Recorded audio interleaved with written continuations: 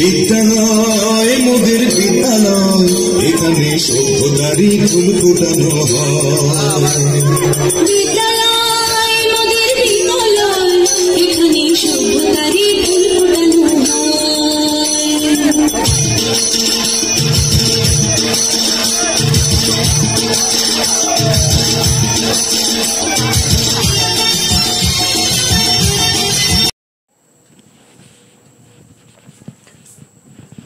Dear students, how are you? I hope that you are well and I am also fine.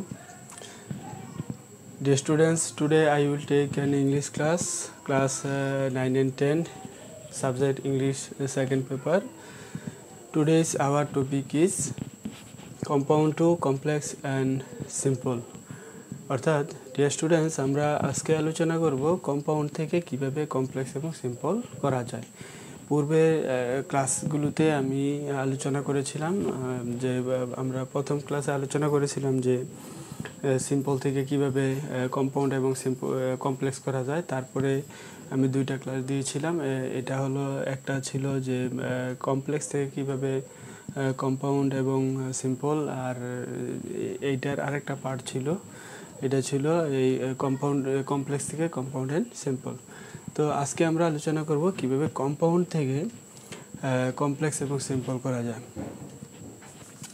তো আমরা বিপরীত যেই বলছিলাম যে বিপরীত চিন্তাগুলো করব, যে কিভাবে একটার বিপরীতে আরেকটা কী হবে, এই যে বিষয়টা যদি আমরা নিজেরা অ্যানালাইসিস করি, বিশ্লেষণ করি, তাহলে কিন্তু আমরা এই বুঝতে পারবো যে কি থাকলে কি হবে, অর্থাৎ কমপ্লেক্সে কি থাকলে আমরা কম্পাউন্ড করব এবং সিম্পল থেকে কিভাবে কম্পাউন্ড এবং কমপ্লেক্স হবে, অর্থাৎ এই কি সিমটম থাকলে আমরা কোন সূত্র ধরে কাজ করব, এগুলো পূর্বে আলোচনা করছি। আমি আশা করি যে তোমরা যদি পূর্বের ক্লাসগুলো দেখো তাহলে নিশ্চয়ই অনেক বিষয়গুলো তোমাদের কাছে পরিষ্কার হবে। তো আমরা মূল ক্লাসে চলে যাই। চলো আজকে আমরা শুরু করি। যে প্রথমে দেওয়া আছে কি কম্পাউন্ড দি রাইটার ওয়াজ পুর অ্যান্ড কুড নট টেস্ট কেভিয়ার। এখানে কিন্তু এন্ড দ্বারা যুক্ত কম্পাউন্ডটা, তো এবং সাবজেক্ট একই, কারণ এখানে কি এন্ডের পরে কি নাই, কোনো সাবজেক্ট নাই। যদি এন্ডের পরে কম্পাউন্ড সেন্টেন্সে এন্ড অর বা টিএট এগুলোর পরে যদি কোনো সাবজেক্ট দেওয়া না থাকে, তাহলে আমরা বুঝে নিব যে সাবজেক্ট একই। তো সেই হিসাবে আমরা ধরে নিতে পারি যে সাবজেক্ট একই। তাহলে এখানে দি রাইটার ওয়াজ পুর, অর্থাৎ লেখক কী ছিল, দরিদ্র ছিল, অ্যান্ড কুড নট টেস্ট কেভিয়ার, অর্থাৎ কেভিয়ার মানে কি এক ধরনের সুস্বাদু খাবার, সেই সুস্বাদু খাবারের স্বাদ সে নিতে পারেনি। তো এখানে আমরা দেখতেছি কি যে সাবজেক্ট একই, এখানে বিষয়টা আমরা খেয়াল রাখবো যে যদি সাবজেক্ট একই হয়, তারপরে এখানে যদি এন দ্বারা যুক্ত থাকে এবং এটা যদি কারণ বোঝায়, তখন আমরা কমপ্লেক্স করব কিভাবে, কমপ্লেক্স করব এজ অথবা সিন্স ব্যবহার করে, তাহলে আমরা শুরুতে কি লিখতে পারি, লিখতে পারি যে এজ, তারপরে লিখবো কি দি রাইটার ওয়াজ পুর, এজ সিন্স কারণ বোঝায়, ঠিক আছে। তাহলে আমরা কমপ্লেক্স করতে পারবো এজ ব্যবহার করে, এজ দি রাইটার ওয়াজ পুর, তারপর এন্ডের জায়গাতে আমরা কমা দিব, দিয়ে সেটা তারপর কি করবো, দি রাইটার অর্থাৎ এই সাবজেক্টের প্রনাউন ব্যবহার করবো। তাহলে দি রাইটার প্রনাউন কি হি, তারপরে আমরা বাকিটা লিখে ফেলবো, could not test caviar. And then আমরা নেক্সট কী কাজ করবো, সিম্পল করব। তো কম্পাউন্ডকে আমরা কমপ্লেক্স করলাম, এখন আমরা কম্পাউন্ডটাকে সিম্পল করব। তো সিম্পল করলে কি হবে, সিম্পল করলে কিন্তু কারণ বুঝাইলে আমরা জানি যে এখানে কী বসে, বিকজ অফ ব্যবহার করে এখানে করা যায়, বিকজ অফ ব্যবহার করে কী করা, সিম্পল করা যায়। তো আমরা এখানে যেহেতু এটা কারণ বুঝাইছে, আমরা এই জন্য এইখানে কমপ্লেক্স করছি এস ব্যবহার করে। তো আর এখানে আমরা বিকজ অফ ব্যবহার করে কী করবো, এটাকে কমপ্লেক্স করব, ঠিক আছে, সিম্পল করব, ঠিক আছে। তাইলে আমরা প্রথমেই লিখবো কি বিকজ অফ, বিকজ অফ লিখবো, অথবা আমরা পরের ক্লাসটা কিন্তু ইচ্ছা করলে আগে লিখতে পারি। তো আমরা শুরুতেই লিখি, সমস্যা নেই। বিকজ অফ আমরা ব্যবহার করি because of, BECAUSE, because of. Because অফের পরে সাবজেক্ট কী করতে হয়, পসেসিভ ফর্ম করতে হয়। তাহলে বিকজ অফ এখানে কি নাউন আছে, হ্যাঁ, তাহলে এটার আমরা পসেসিভ ফর্ম করলে কী হবে, এই পসেসিভ করলে হবে দি রাইটার্স, হ্যাঁ, because of the writers, because of the writers, হ্যাঁ, অর্থাৎ এখানে আমরা কী লিখলাম, পসেসিভ ফর্ম না, বিকজ অফ দি রাইটার্স। এরপরে আমরা জানি যে এম ইজ আর ওয়াজ এর পরিবর্তে সিম্পলে কী বসে, বিং বসে, তাহলে আমরা ওয়াজের পরিবর্তে কী লিখবো, বিং। তারপরে লিখবো বাকি অংশ পুর, আর এন্ডের জায়গায় কী হবে, কমা হবে, কমা হবে, এবং এই নাউনটার প্রনাউন হবে, অর্থাৎ দি রাইটারের প্রনাউন কী হবে, হি অথবা শি দিতে পারি আমরা, হি অথবা শি, তাহলে হি, তারপর লিখবো কি, বাকিটা লিখবো কুড নট টেস্ট, টেস্ট কেবিআর, because of the writers being poor, হ্যাঁ, অর্থাৎ দরিদ্র হওয়ার কারণে, লেখক দরিদ্র হওয়ার কারণে he could not test KBr, অর্থাৎ সে সুস্বাদু খাবারের স্বাদটা নিতে পারেনি। তারপরে আমরা দ্বিতীয় সেন্টেন্সে চলে যাব। প্রথমে কম্পাউন্ড থেকে কমপ্লেক্স করব।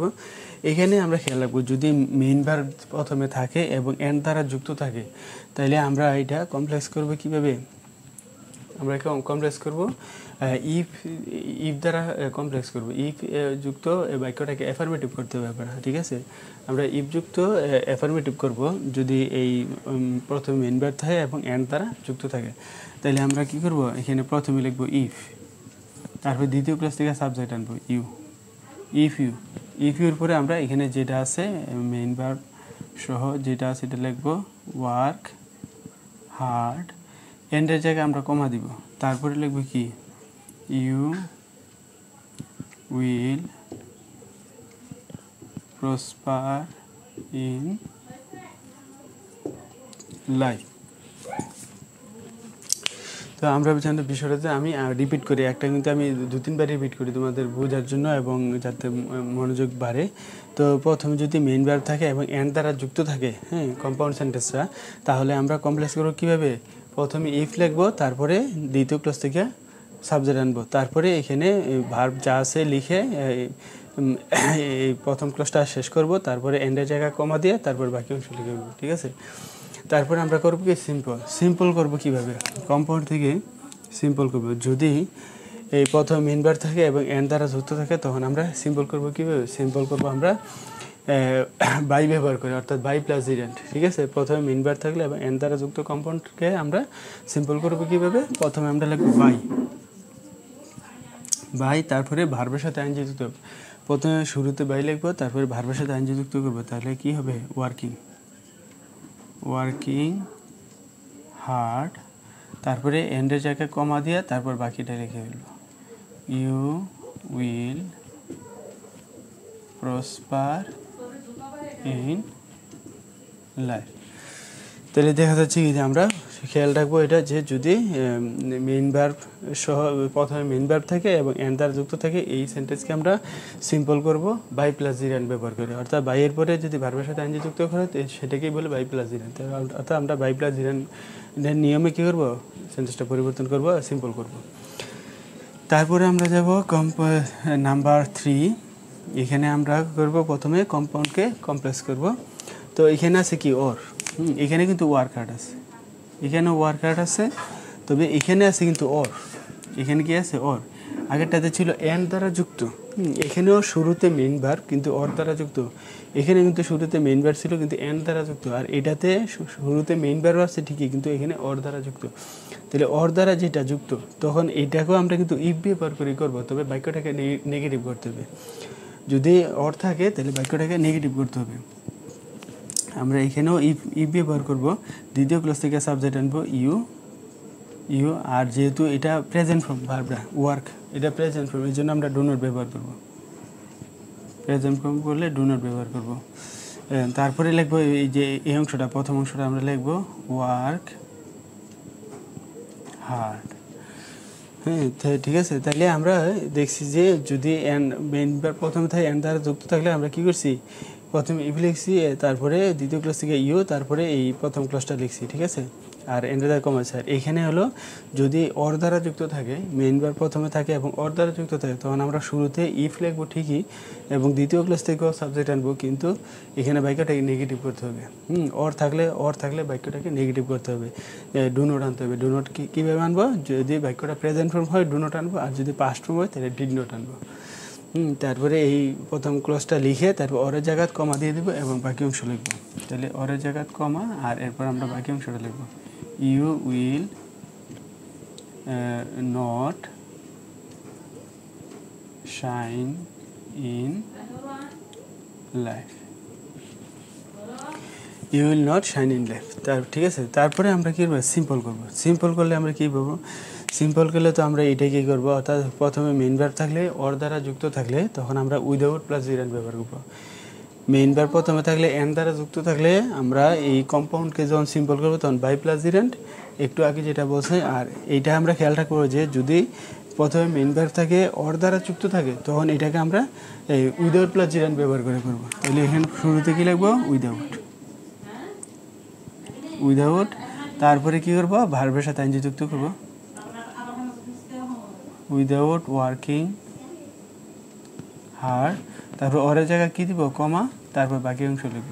You will not shine in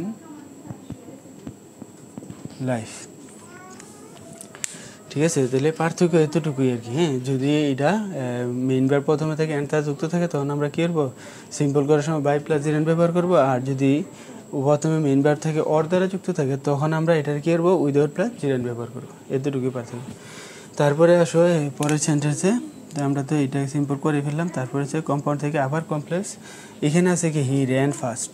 এখানে আছে কি? হি র্যান, এসে আর এন র্যান। হ্যাঁ, এটা হচ্ছে কি? R A N ran, ran first. তো এখানে আছে হি র্যান ফার্স্ট। হ্যাঁ, বাট।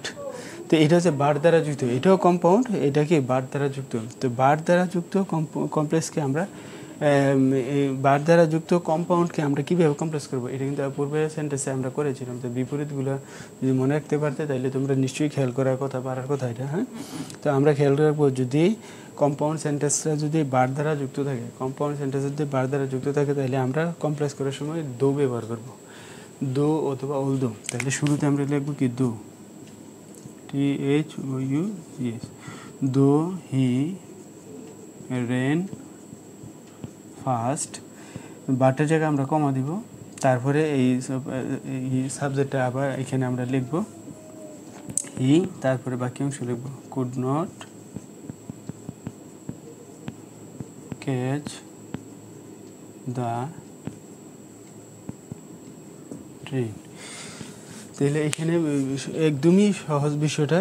যদি বার দ্বারা যুক্ত কম্পাউন্ড থাকে তখন আমরা কমপ্লেক্স করবো কীভাবে? প্রথমে দো লিখবো, তারপরে প্রথম ক্লজটা লিখবো, বাটের আগ পর্যন্ত প্রথম ক্লজটা লিখবো, লেখার পরে বাটের জায়গায় আমরা কমা দেবো, তারপরে এখানে সাবজেক্টটা লিখে, হ্যাঁ, প্রথম ক্লজের সাবজেক্টটা এখানে লিখে বাকি অংশ লিখে ফেলবো, শেষ।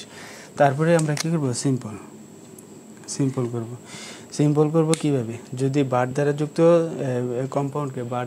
কম্পাউন্ডকে সিম্পল করা হবে, এখানে কী লিখতে হবে? এখানে এইটাকে ইনস্পাইট অফ ব্যবহার করতে হবে। ঠিক আছে, তো আমরা কী করবো? ইনস্পাইট অফ লিখবো,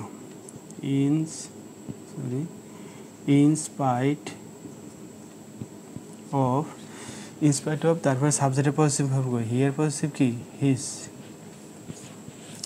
হিয়ার পজিটিভ হচ্ছে হিজ। তারপরে ভার্বটাকে যদি আমরা নাউন ফর্ম করতে চাই, হ্যাঁ, তাইলে আমার এখানে কী করতে হবে? রানিং, এটাকে রানিং লিখতে হবে। তাইলে এটা কী হবে? আমরা জানি যে জিরান কোনো সময় কী করে? ভার্ব এবং নাউনের কাজ করে। তাহলে এখানে আমরা কী লিখবো? Running, RUNING, running. In spite of his running first, in spite of his running first. তারপরে এখানে বাটের জায়গায় আমরা কমা দিয়ে তারপরে কী লিখবো? হি কুড নট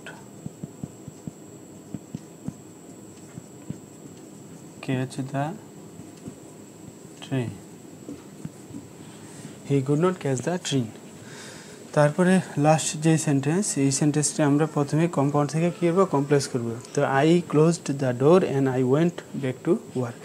তো এখানে প্রথমে এখানে কিন্তু দেখা যাচ্ছে কি সাবজেক্ট একই, যেহেতু এন্ডের পরে সাবজেক্ট আই, প্রথমে আই তাহলে সাবজেক্ট একই, তারপর উভয় অংশে মেইন ভার্ব আছে এবং এটা এন দ্বারা যুক্ত। তাহলে এটা কি বোঝায় যে কমপ্লেক্স করার সময় এই সেন্টেন্সটা আমরা মনে করতে হবে যে এখানে একটা যখন তখন একটা উল্লেখ করা হয়েছে, যেমন দরজা বন্ধ করে আমি কাজে ফিরে গেলাম। তাইলে তার মানে কি যে যখন আমি দরজাটি বন্ধ করলাম তখন তারপর আমি কি কাজে চলে গেলাম।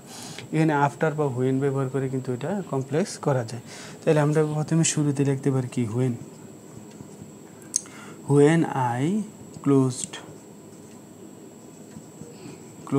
দ্য ডোর, তারপরে এন্ডের জায়গায় কমা, তারপর বাকি অংশ I went back to work. তার মানে প্রথমে শুধু আমরা কি লিখবো, হুয়েন লিখবো, ওয়েন ব্যবহার করবো, তারপরে এন্ডের জায়গায় কমা দিব, তারপর কিন্তু সব ঠিকই আছে। হ্যাঁ, বাকি অংশ ঠিকই আছে। তারপরে যে সিম্পল, আমরা এরপরে কম্পাউন্ডকে সিম্পল করবো। তো সিম্পল করার সময় এই বিষয়টা আবার খেয়াল করতে হবে যে সিম্পল করার নিয়ম হচ্ছে যে যদি সাবজেক্ট একই হয়, উভয় অংশ যদি মেইন ভার্ব থাকে এবং এটা এন দ্বারা যুক্ত থাকে, তখন এটাকে কী করতে হবে, তখন আমরা এই কাজটা করবো যে প্রথম অংশের সাবজেক্টটা বাদ দিয়ে দিব, তারপরে প্রথম ক্লাসের মেইন ভার্বটাকে প্রেজেন্ট ফর্ম করে এটার সাথে আইনজি যুক্ত করে দেবো। তাহলে এটা কী হবে, এটার সাথে আমরা প্রেজেন্ট করে আইনজি যুক্ত করলে হবে ক্লোজিং, CLOSING, ক্লোজিং। তারপরে বাকিটা লিখবা ক্লোজিং দ্য ডোর, এন্ডের জায়গায় কমা হবে, তারপরে বাকি অংশ I went back to work.